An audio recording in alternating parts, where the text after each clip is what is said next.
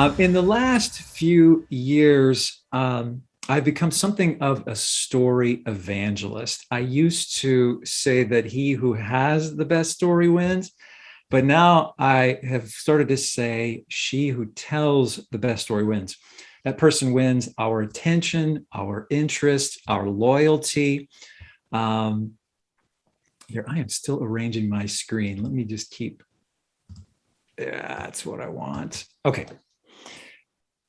And as Christ followers, we've got the best story ever told, but we don't always tell it well. And that's a problem, because if we don't tell stories that do a good job of setting a hook in the heart of somebody you know and love, then we're not doing our job as evangelists and disciple makers and church planters. And here's a couple of reasons why I find that particularly problematic. We can't be sloppy with story because we mess with the glory, and we know we're not supposed to mess with the glory. We conceal the life-changing message of Jesus for those who are desperate and hopeless apart from his narrative. If we don't tell our story, guess what? Somebody else will tell it for us, and you probably won't like their version.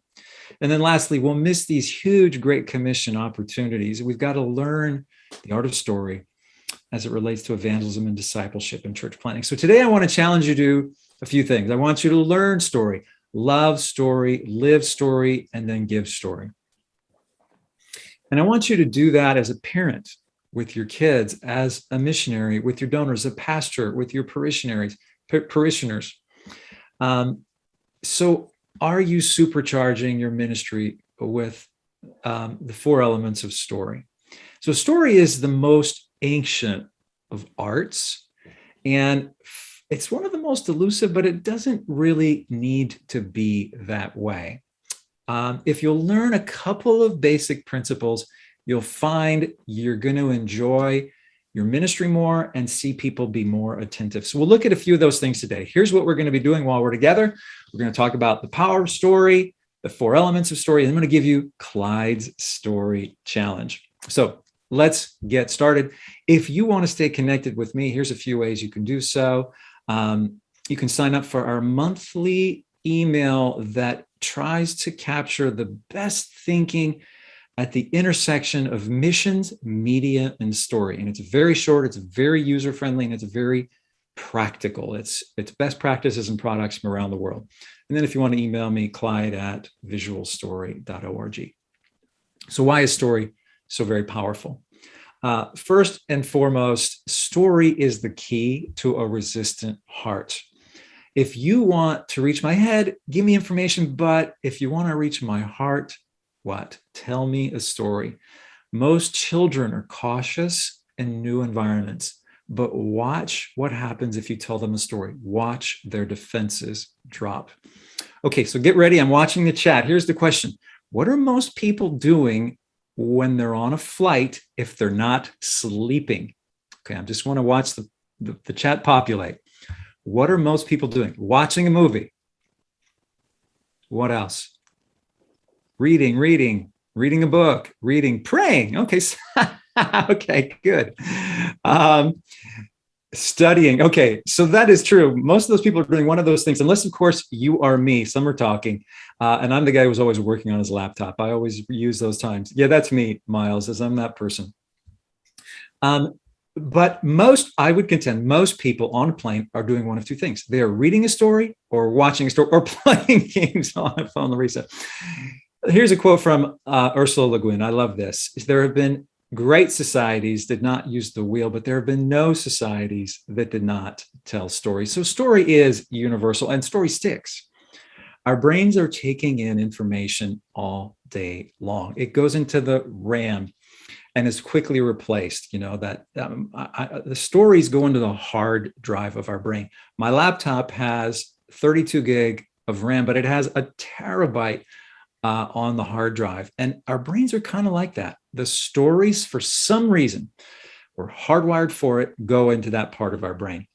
I can't tell you what this past Sunday's theme of the sermon was, but I can tell you what story Pastor Jeff told when he said he was having lunch with a friend and he was discussing a book on quantum physics he was reading, and they were discussing just the nature of light, and he tied it into the sermon. But he goes, a guy came up to him and go, "Oh, you guys must be here with the physics conference."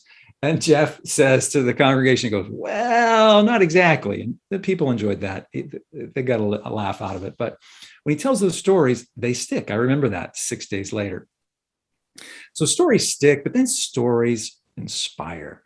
So our son Quinn is 28, and he loves the movie of Lawrence Arabia. Not my cup of tea. It's hard for me to watch a 2-hour movie any longer. Forget 6 hours. But he is fascinated by the story of T.E. Lawrence. So if you don't know, he was a Brit who lived a century ago in the Middle East, learned Arabic, was an archaeologist, a diplomat, a writer. And Quinn has spent several years already living as a missionary in the Middle East. He's not there currently, has a startup here in Southern California, but he was there as a missionary. He's started to learn Arabic. He's traveled to 49 countries, and he sees himself involved in the Middle East long-term in one way or another. And he's had other influences, including his parents who have lived in the Middle East. But he would tell you that a story, in this case, a movie, helped inspire a huge love in his heart for all things Middle East. So story inspires, and story is cinematic. All good stories are visual stories. They are cinematic regardless of the medium. So if it could be oral, written, a still image or a moving image, effective stories paint images in the mind of the listener. So that's one of the reasons why they stick and inspire. So here's an excerpt or a visual image that inspires me more than any other in my marriage. Been married coming up on 32 years. So in the light and warmth of an autumn afternoon, this writer, saw on the bench of a public square in a poor Parisian suburb an old and poor couple. They were sitting hand in hand in silence, enjoying the pale light, the last warmth of the season. In silence, all words had been said, all passions exhausted, all storms at peace. The whole life was behind, yet all of it was now present in the silence, in this light, in this warmth, in this silent unity of hands, present and ready for eternity, ripe for joy. This, the author says, remains the vision of marriage, of its heavenly beauty. I highly recommend the book For the Life of the World by Alexander Schmemann. So stories are cinematic, but then stories offer meaning. We are story creatures. We all live out of one or more narratives. The problem with most of us is we live out of stories too small. And you can tell what someone's narrative is by what they talk about. What do they wear? Is it a sports team, a relationship, a political party? Here's one from, I'm in Southern California, from the Dodgers when they qualified for the wild card slot, of course, and then they went on to the playoffs, but didn't end as well as they had hoped. But in any event, the stakes are high for the destiny of people who need the hope and redemption that are only found in the story of Jesus. They need to find their true selves in that great redemption story of the whole of Scripture. And so here's the last thing for story is we have a great forebearer. God is the one who has modeled story for us.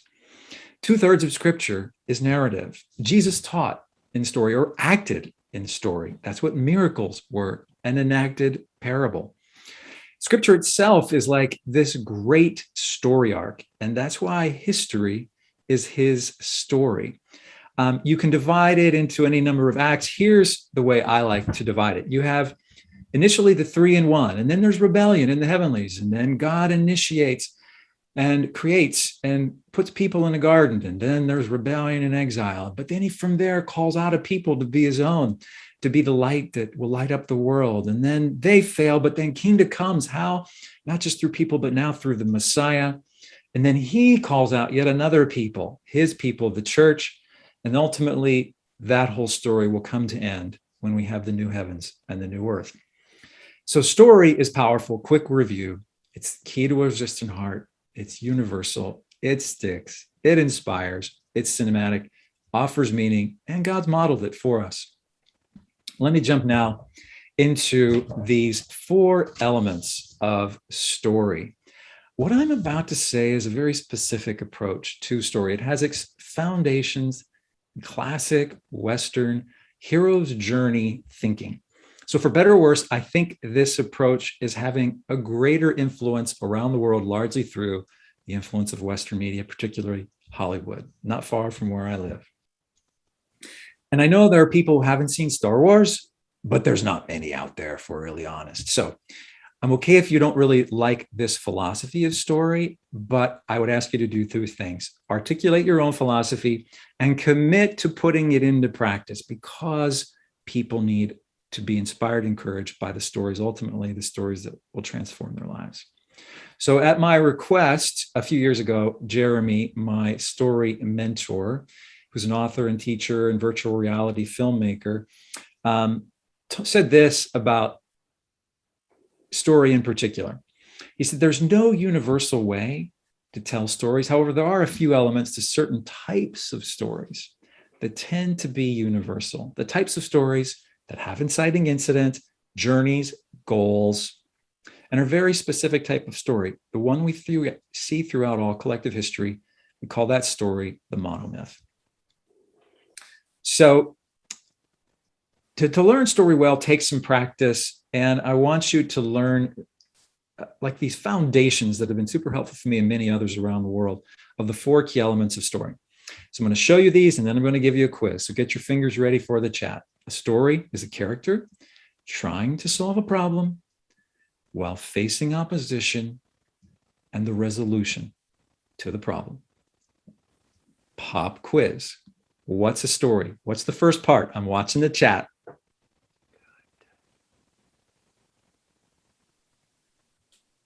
All right, a character. Second, okay, yep, lighten it up. Okay, second part, what is the second element of story? A character, thank you. I've lost my place. Hold on. Yeah, a character trying to solve a problem. Number 3. Yeah, okay, good job, Miles. Facing opposition. Good job, Greg. You guys are on this. Last part, 4th. Okay, finding Jesus. Yeah, that's the ultimate answer. Okay, achieving the goal. Miles is cheating because his mom is a writer. So it's the resolution to that problem. Well done, passing the test, class. So let's dive into a little bit in each of these, a few elements for character. Characters, our stories are best told through the lens of a single character. And most stories are about how people interact with the world around them and the people in it. So when stories are about a primary character, they bypass the brain and they go straight to the heart. So once a prophet came to a wealthy man and told the story of 2 men in a town. One was rich and one was poor. The rich had a lot of sheep and cattle. The poor man had 1 small ewe lamb, and that he raised along with his own children. Shared his food, drank from his cup, even slept in his arms. One day, to entertain a guest, the rich man took the lamb of the poor man, killed it, fed it to his guest. Now the prophet turns, when telling the story to that powerful man, a king. The king said, hey, that man has to die. He has to pay for the lamb 4 times over because he did such a thing and had no pity. And Nathan locked eyes with David and said, what did David say? I'm seeing if anybody has it. I'm looking at the chat. You are that man. That man is you. Oh, you are the man. Exactly. So stories get people to see unfiltered glimpses of themselves before they're even aware of it. So that's something you demand. Sorry, Nathan. Sorry, King. You demand. Okay, so let's go into problem. Good stories have a central problem or objective that must be solved or achieved. Without a problem, You don't have a plot, and the character meanders. So in the Lord of the Rings, Frodo has to get the ring from point A to point B. Over 11 hours of film, we watch that journey take place, or that problem get resolved. So I'm looking at the chat. Next question. What in your word is the central problem of scripture? And I'm looking for something a little more than sin is the main problem that is being resolved in scripture. How? Separation from God. Okay, expand on that. Somebody say it in a little bit of a longer, maybe a log line. It's a little more story, not story elements, but identity. It's a love story. The relationship is broken. All right, here's the transformation of self. Here's my log line, if you will. We rebelled. We got kicked out of the garden. Fellowship was broken, and we are trying to find our way back to that garden. We are east of Eden, in John Steinbeck's terms. So let's go a little bit further. So a well-constructed problem is one with a measurable cinematic solution. What do I mean? The problem shouldn't be vague. Dealing with guilt and shame is vague. But a woman weeping in the dust, surrounded by a long-robed mob, holding stones, is something you can show. Again, think of scripture. The inciting incident in Genesis ends with Adam and Eve leaving, going east of Eden, shoulders lowered, heads bowed. The entrance to the garden is blocked by a fiery sword. But then Revelation, fast forward some, it was like 1,100 chapters. And Revelation ends with the tree of life from the garden, the first garden. It's now planted in the New Jerusalem by the rivers of the water of life. Is there a fiery sword? No, those gates are flung wide open. Well, and all good characters have a flaw. It makes your character more human and relatable. It shows they have something inside them that's broken.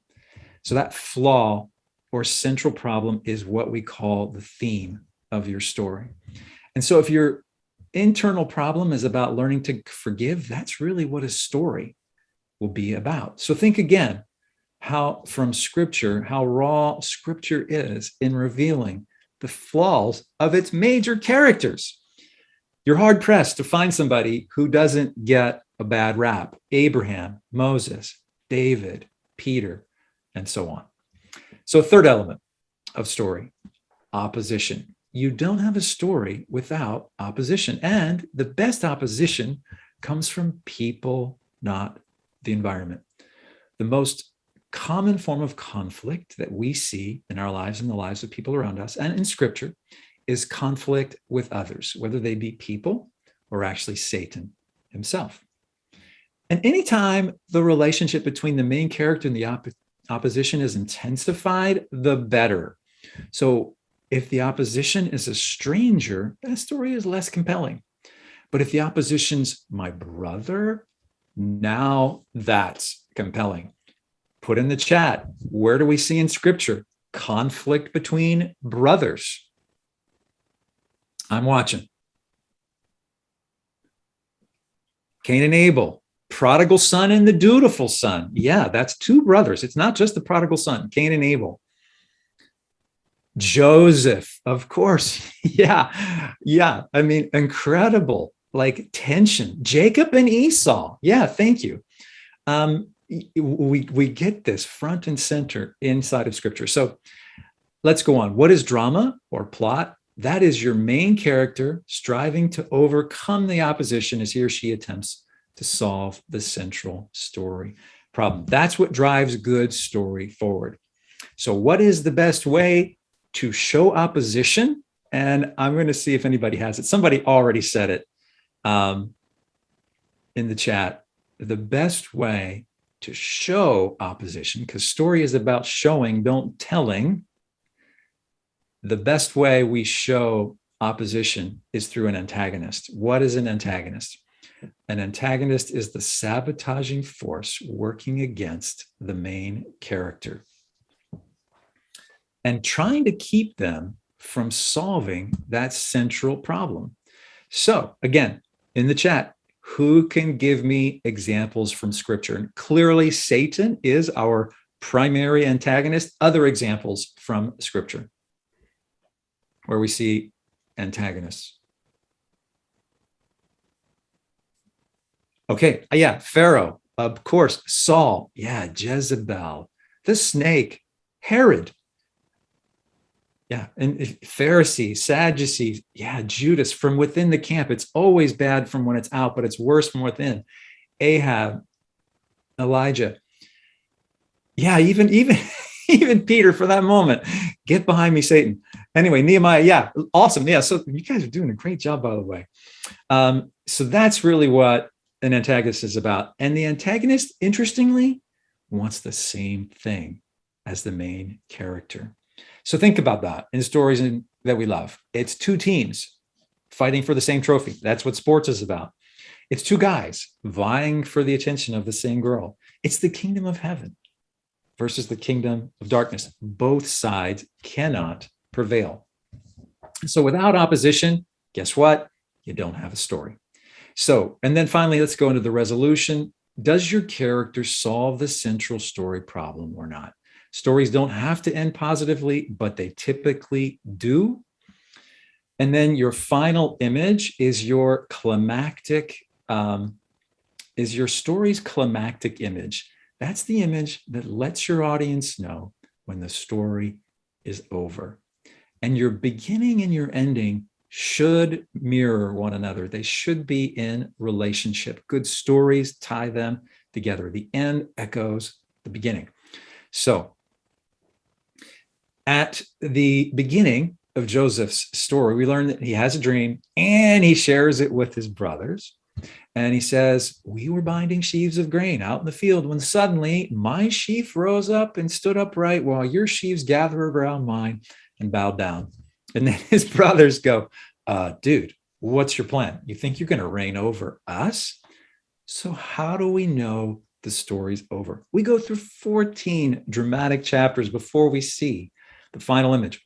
After their father dies, the brothers are terrified that Joseph will have his day. And so they send him this message. Please forgive the sins of the servants of the God of your father. And when their message came, Joseph wept. So then his brothers then came and threw themselves down. We are your slaves. But Joseph said, don't be afraid. Am I in the place of God? You wanted to harm me, but God had something good in store. The saving of many lives. Don't be afraid. I'll provide for you and your children. And he reassured them and spoke kindly to them. So one more quick thought about story. Your story should have, this is called the 3-act structure, a beginning, a middle, and an end. The beginning, all the characters are introduced, including the antagonist, and you want to identify the central story problem. The middle is where the character wrestles with the opposition while trying to solve the problem. The end is where the character solves or fails to solve the problem by overcoming or succumbing to the opposition. That is your resolution. That is 3-act structure. Beginning, roughly 25%, typically middle, half the story, end 25%.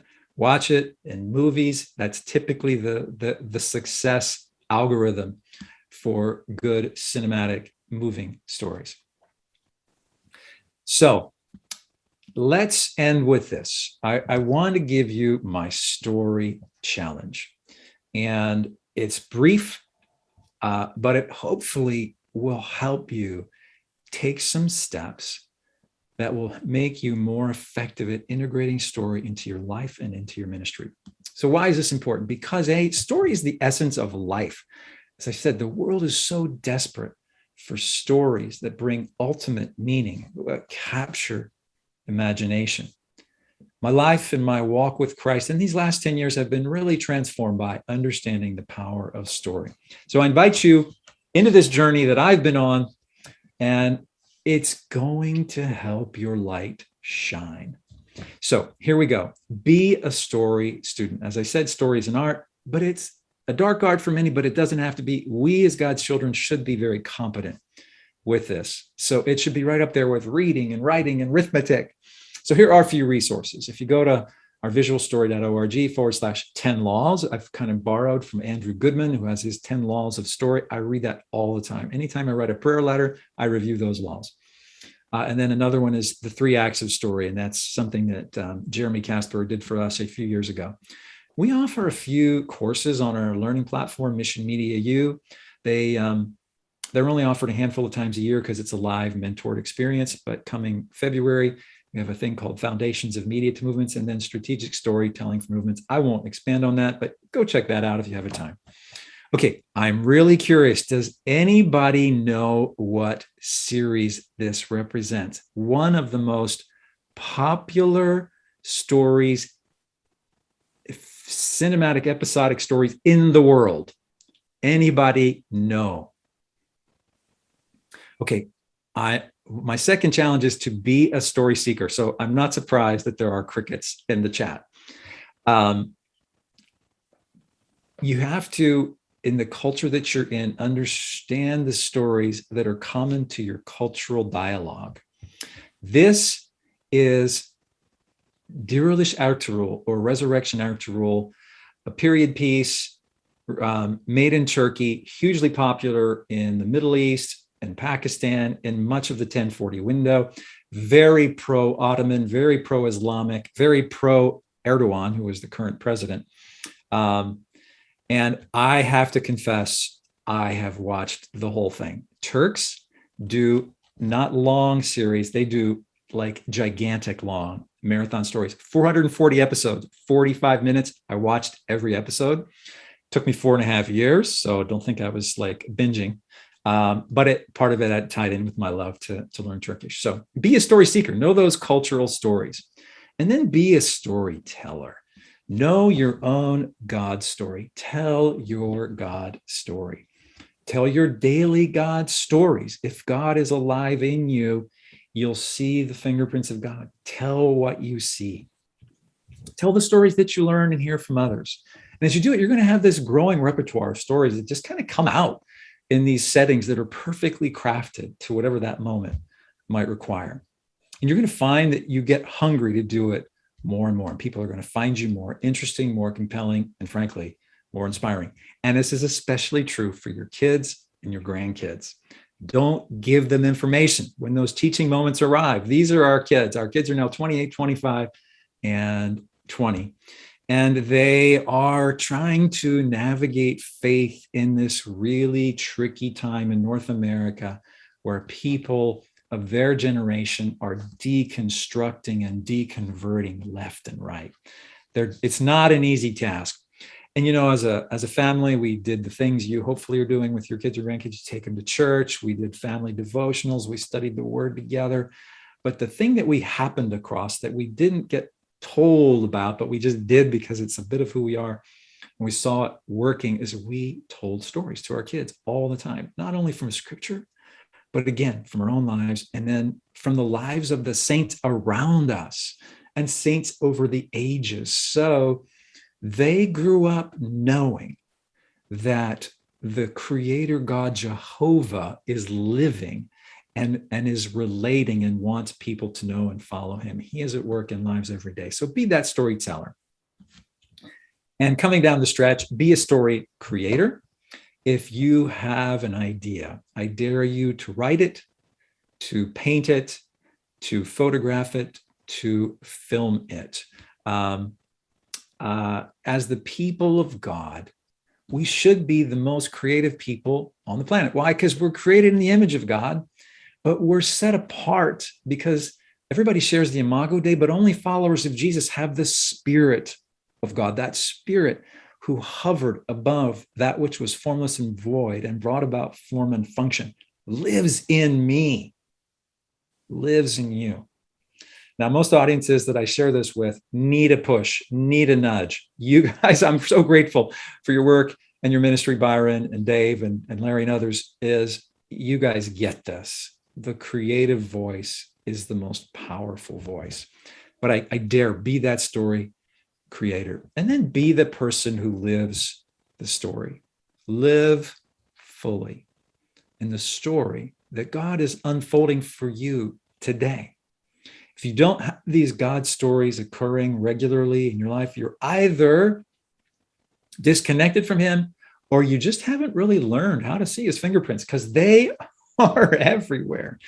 Take steps of faith and watch God do the extraordinary. This image is at the shore of the Red Sea. Guess what? The water doesn't move until you step into it.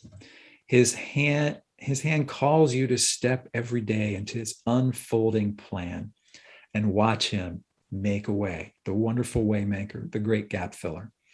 I've been in John chapter 10 lately, and we have the image of the shepherd who leads his sheep.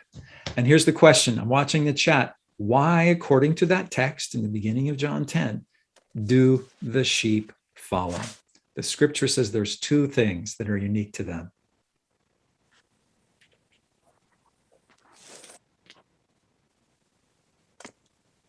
All right. They know his voice. They recognize his voice.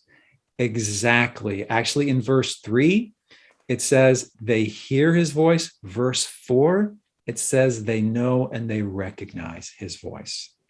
That's the adventure that we are called into. Yeah, and they won't follow a stranger because they know that's not the true voice. So that's what Jesus calls us to. Hear his voice, follow. That's the greatest adventure you'll ever know.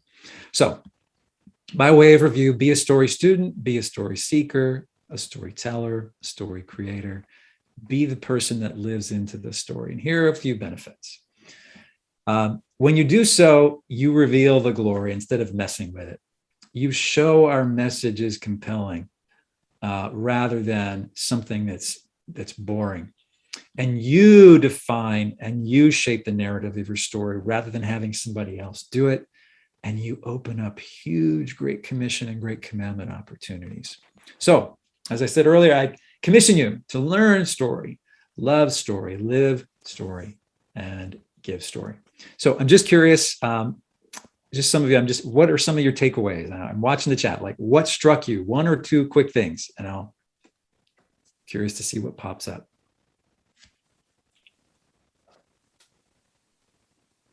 Okay, the creative voice is the most powerful. Thank you, Brenda. Anybody else? Gerald and Carol, how to be relational in storyteller. Kyle, know your audience, figure out. Greg, the antagonist, wants the same thing. Bob, the story gives the hearer the opportunity to internalize. And then Patrick, opposition, and then Byron, be a storyteller. Yes. Okay, Byron, that's great. Love it, you guys. Again, if you want to sign up, there's the link. I don't know if somebody could put that in the chat. I don't have the time. Or maybe I will. But questions or comments? That's what I got. I came in at 35 minutes, Larry. So that gives us a few minutes. A few minutes for. I saw there was some questions in there. Sure. Well, this is great, and just for everyone, we will provide all your contact information to everyone after we, send out a follow-up email, so they'll get all of that, and I'll get that from you to make sure. So one of the questions we had is, you're talking about the protagonist and the antagonist, and can that be the same person? Can you effectively tell that about inner conflict? Any comments on that? Yeah, I would say, and I'm channeling my mentor, by the way. I'm like the jack of all trades, master of none. So I'm channeling my friend and mentor, Jeremy Casper, who I've heard him say this on a number of occasions. You can, it's really difficult. But that's a story when there is internal conflict. What Jeremy recommends is if you're going to tell a story that's about internal conflict, you still need to represent that internal conflict externally in some way. You need something that visualizes in another way what that internal conflict might be. I'm not thinking of any examples, but it's just hard to, you want to always think about, how do I visualize that? So if it is an internal conflict, try to visualize it with an external something. So I don't know if that's helpful. Yeah, no, good. And I would ask, and maybe some others here the same way. I mean, you gave some good general things for us to engage in, but I'm just a terrible storyteller. I mean, any suggestions on how do I just learn to, and others, to begin some practices, some things that we can do maybe to improve our ability to tell stories well? Yeah, that link that I put there. Did I put this in the chat? I started to, but I didn't finish. I'm gonna put one link in here and then another. This one is for signing up if you want to get those emails. But then this one, what did I say? Is the simplest, most helpful thing is the 10 laws of story. And I think that's the right link. But I'd say, in addition to that, or taking a course or reading, and I've got a whole bunch of other reading resources in our wiki. Here, I'll put another link in here. We curate a wiki, and one of the whole segments is like, there's 20 things you can read about it. But I guess I would say is just start. And especially oral story is just pay attention to the stories that engage you, oral stories. And like I'd say when you're telling a story, like what happened yesterday, when I talk about something that happened to me yesterday, you have to put it into place in time. I was going to get gas. I got out. I put the nozzle in the tank and I looked up. I mean, you just have to give people, it has to be anchored in time and space. And you can do it that simply, but otherwise you're like, where is this story? And then you have to introduce the kind of the space, the people, if it's me or if it's somebody else, or this person comes up, and start. But here's something my wife does that you don't want to do. I'll be telling a story because I cannot not tell stories, and we'll have guests over. And my wife, because she's so, and she's written both fiction and nonfiction, and and she's a problem solver. She's like, she tells my punchline. You want to, in your story, build tension. So your punchline or your aha moment or the denouement is that moment when like, oh, that's what it was all about. The aha moment. You're the man. Don't give it away too quickly. You want to lead them, tease them, build tension so that they need to know what the end of that story was or what the resolution was. Anyway, that's just off the cuff. Good. Well, thanks. Let me see. We've got a couple other things here. How someone who appears to be a supporter but is also serves as the enabler. How about? I guess just some suggestions here of along that same kind of question. Just being able to include the connection between supporter and enabler as a protagonist and antagonist. That's interesting. Blurb. Mm-hmm. Here's my last blurb. Yeah. My wife. This was when 20 years ago. She had said for a number of years, I think I want to write. I've got this story in me, and she ended up again writing 4 books. 2 of them got published. And I would say to her, probably over the course of 5 years, sweetheart, do you know what writers do? They write. They don't talk. They write. They don't talk about writing. They write. And so the same thing I would say to you is, what do story people do? They story. They tell story. They write story. They act story. You do it. And you're bad at first. Of course you are. But the only way to get beyond your mistakes is to make them and get through them and get to the place where you're better. So that's good. Hey, Byron, I saw you turn your video on. Did you want to say something? Just applaud and thanks. Yeah, I mean, it was great. It's been a great day of encouragement and some real practical suggestions and ideas. And this is just another one, Clyde. Really appreciate that. So.